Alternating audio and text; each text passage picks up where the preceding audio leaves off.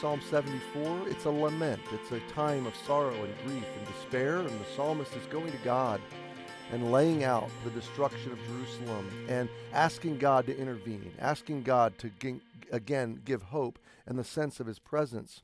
By verse 12, the turning point happens. The psalmist turns the eyes upward and says, Lord, you are king and you are working salvation. Now this rewrites the narrative of all of our problems.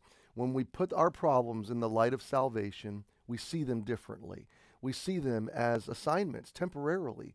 We see them in the light of God's strength and sovereignty, and so they downsize because God is powerful. God is sovereign. God is providential.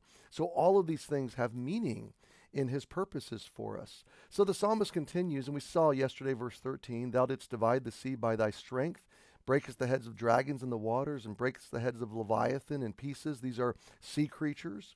Gavest him to be meat to the people inhabiting the wilderness. So we're talking about God feeding his people, even in spite of the depths and the threats and the darkness of the sea, and God ruling over the sea and in this giant magnitude of power and strength and presence.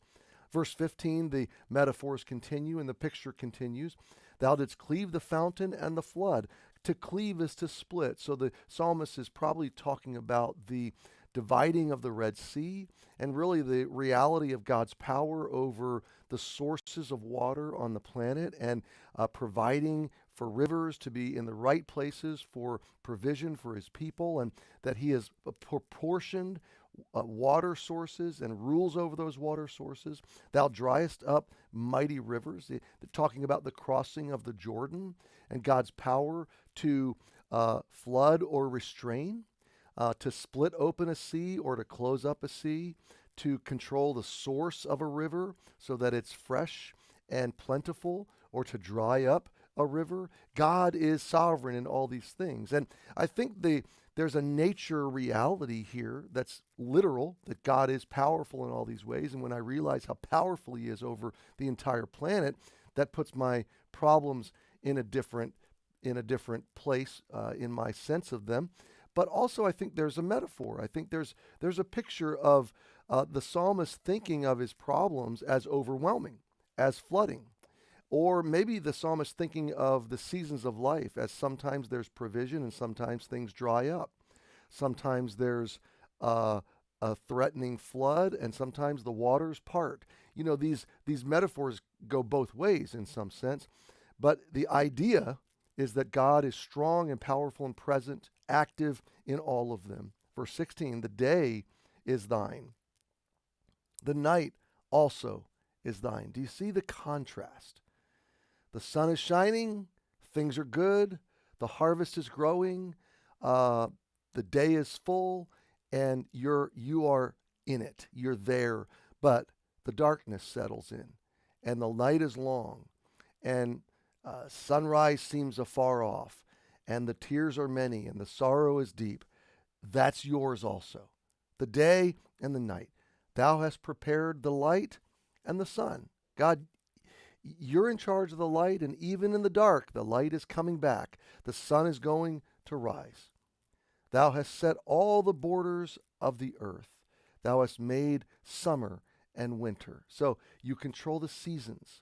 You make sure there's planting and harvest and time to restore and renew through winter, and then new seasons. You make sure these cycles come and go. You make sure that you're active and present and working in all of it. You've defined the boundaries of the water and the land. In every one of these, there's a contrast, okay? There's a contrast where the psalmist is basically looking at God's power and his problems, God's power and his immediate circumstances of despair, and the contrast that God is king over all of it. Now, my friend, here's the big takeaway that I want to leave you with today. God is just as present, just as powerful, just as active, just as purposeful and real in your dark times, in your sad times, in your sorrowful times, as he is in your joyful, bright, sunny day times. He is always your king. He is always working his plan of redemption. So verse 12 again is the hinge. The whole psalm hinges on verse 12. But now the psalmist is processing grief in the light of God's strength and sovereign power. And that's a good place to be. Happy Tuesday, my friend. I will see you tomorrow.